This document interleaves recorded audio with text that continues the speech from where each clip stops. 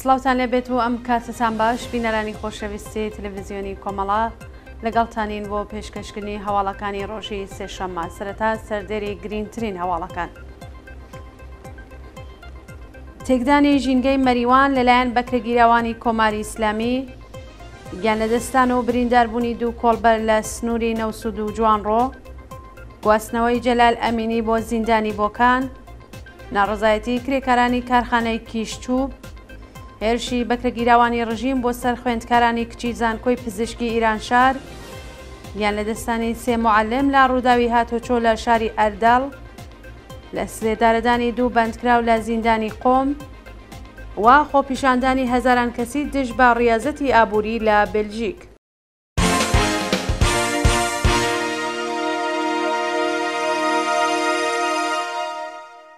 درێژی هەواڵەکان. تێکدانی ژینگەی مەریوان لەلایەن بەکرێگیراوانی کۆماری ئیسلامی ڕۆژی سێشەممە 21 مانگی سەرماوەز تەقینەوەیەکی بەهێز لە دەوروبەری مەریوان ڕوویدا و ئەنجومەنی سەوزی چیای مەریوان سەبارەت بەو ڕووداوە ڕایگەیان کە تەقینەوەکە بە مەبەستی دەرهێنانی چەولم ئەنجامدراوە و تەنیا ژینگەی ناوچەکەی لە ناو بردووە. بەوتەی ئەنجومەنی سەوزی چیا ساڵانێکە کارگای چەولم لە دەوروبەری گوندی ساوا لە ناوچەی خاومیراوەی سەر بە مەریوان بەبێ لە بەرچاوگرتنی بنەماکانی ژینگە پارێزی بە دڵی خۆیان خەریکی تەقانەوەی کێوەکانی ناوچەکە بە شێوەیەکی مەتیرسیدار و زیانێکی زۆریان بە ژینگە و زیندەوەرانی ناوچەکە گەیاندووە.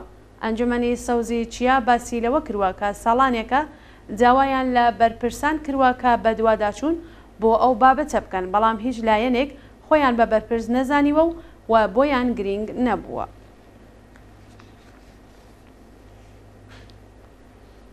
گیانلەدەستان و برینداربوونی دوو کۆڵبەر لە سنووری نەوسود و جوانڕۆ.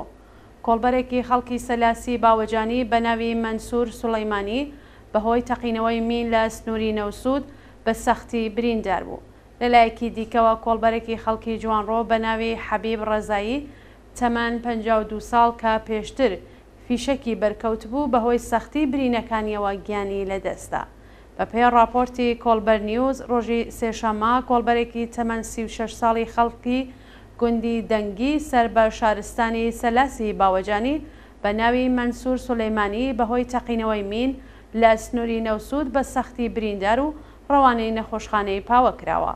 هەروەها بەیانی ڕۆژی چوارشەممە حەبیب ڕەزایی کۆڵبەرێکی تەمەن 52 ساڵی خەڵکی گوندی عەلی یاقوبی سەر بە شاری جوانڕۆ کە پێشتر لە کاتی کۆڵبەری بە دەستڕێژی گولەی سەرکوتگەرانی کۆماری ئیسلامی بە سەختی بریندار کرابوو بەهۆی قورسی برینەکانی گیانی لە پێناو دابینکردنی پاروێک نان بەخت کرد.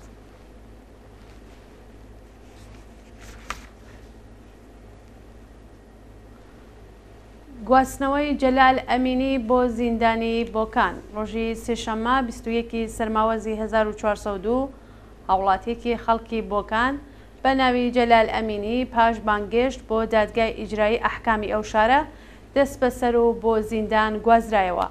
جەلال ئەمینی مانگی بەفرانباری 1401 لەلایەن لەقی سەویەکی دادگای گشتی و ئینقلابی بۆکان بە تۆمەتی هاوکاری لەگەڵ یەکێک لە حیزبە نەیارەکانی ڕژیم بە 3 ساڵ و 8 مانگ زیندان مەحکوم و دواتر ئەو حکومە لە دادگای پێداچوونەوە بۆ 2 ساڵ و 6 مانگ زیندانی تەعزیری گۆڕدرا. ڕۆژی دووشەممە 24 گەلاوێژی 1401 هێزە ئەمنیەکانی بۆکان بە بەستنی جادەی میراوە ئۆتۆمبیلی ئەو شارۆمەندیان ڕاگرد و ناوبراویان دەست بەسەر و بۆ گرتوخانەی ئیتڵاعاتی ورمێ گواستوەتەوە. جەلال ئەمینی هاوژینی عەزیمە ناسری بەندکراوی سیاسی پێشوو کە مانگی گەلاوێژی 1400 و بەفرانباری 1399 لەلایەن هێزە ئەمنیەکانەوە دەست بەسەر کرابوو. ناڕزایەتی کرێکارانی کارخانەی کیشچوب بەیانی ڕۆژی چوارشەممە 22 سەرماوەزی 1402 کرێکارانی کارخانەی کیشچوب لە ئازنەدانی حەقدەستەکانیان ناڕزایەتیان دەربڕی. بە پێی زانیاریەکان کرێکارانی کارخانەی کیشچوب ماوەی 4 مانگە حەقدەستەکانیان وەرنەگرتووە و لە ماوەی 1 ساڵی ڕابردوودا خاوەنکار هیچ کات حەقدەستەکانی لە کاتی خۆیدا پەرداخت نەکردووە. بەوتەی کرێکاران 120 کرێکاری شاغڵ لەو کارخانەیە هێشتا جێژنانەی ساڵی 1401 ئیزافەکاری و هێندێک مەزایای دیکەیان وەرنەگرتووە.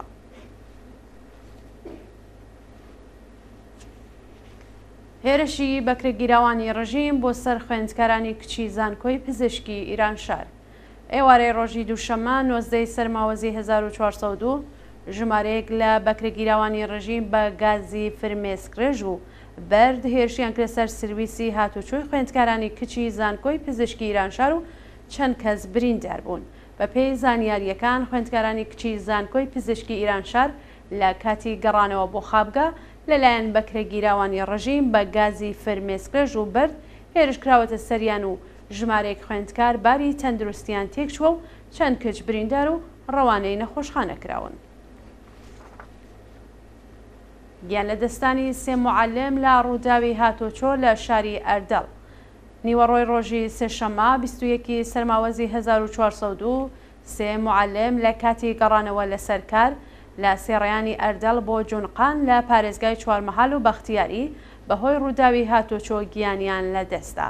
بە پێی راپۆرتەکان بەهۆی پێکدادانی نێوان دو ئۆتۆمبیلی سەمەند و پراید لە سێڕیانی ئەردەڵ بۆ جونقان سێ معەلم بە ناوەکانی مرتزا بەیگی، سەید ئەمیر حوسێن مەنافیان و عەلی ئەمینیان گیانیان لە دەستاوە. لە سێدارەدانی دوو بەندکراو لە زیندانی قۆم ڕۆژی سێشەممە 21 مانگی سەرماوەز حکمی ئەعدامی دوو بەندکراو بە ناوەکانی مهدی نەسیری و عەباس کتابی لە زیندانی قۆم جێبەجێکرا.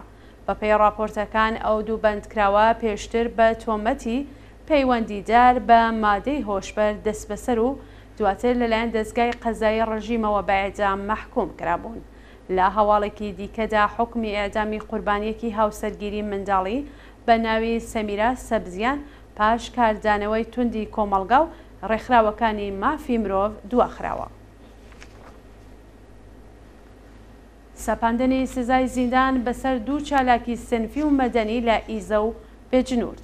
لە ڕۆژانی ڕابردوودا دەستگای قەزای ڕژیم سزای زیندانی بەسەر چالاکێکی سنفی فەرهەنگیانی بۆجنورد بە ناوی حسین واحدی و چالاکێکی مەدەنی خەڵکی ئیزا بە ناوی شەهاب نەزەری سەپاندووە. بە پێی راپۆرتەکان حسین واحدی ئەندامی دەستەی بەڕێوەبەرایەتی ئەنجومەنی سنفی معەلمانی خوراسانی شۆمالی لەلایەن دادگای ئینقلابی بۆجنورد بە تۆمەتی چالاکی تەبلیغی دژی نزام بە 1 ساڵ زیندان مەحکوم کراوە.